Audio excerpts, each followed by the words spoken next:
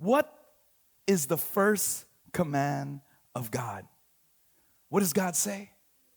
What does God say to Adam and Eve? What does he say to the Israelites? What would you expect him to say? Right? I want you to think about that. Like if God created you and you're like, oh, no, that's Little Mermaid. You're there, you're born, right? It says on the sixth day. Please understand, in the Hebrew culture, days start at night. Night and end in the morning. So on the sixth day, Adam and Eve were created, so that's morning. And then the day ends, or the new day starts at night. So Adam and Eve are created. There's this long span, and now God's about to give his command. What would you think he would say? I would imagine him to say, all right, I've created you. I've created you with a plan and a purpose. I created you specifically. I've created you with gifts. I've created you with all of these things. Now, you know what I want you to do? I want you to execute the plan. I want you to go and do. Wouldn't you think that? Right? Even with the Israelites for 400 years, all they did was do. Produce. You would think that God would say, okay, now you've been producing for the enemy. You've been producing for Egypt. Now you're going to step into your real calling. I want you to produce for God. Wouldn't that be a good way?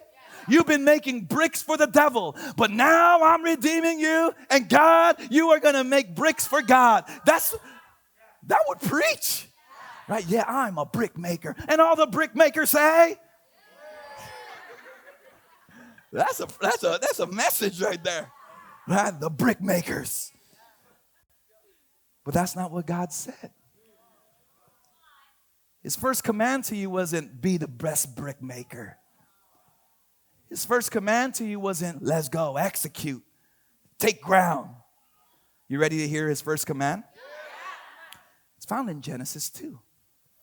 In verse 1, it says this: thus the heavens and the earth were finished, and all the host of them. And on the seventh day, God finished his work. Somebody say finished. So on the seventh day, God finished his work that he had done. And he rested. Somebody say rested. On the seventh day from all his work that he had done. So God blessed the seventh day and made it holy, because on it God rested from all his work that he had done in creation.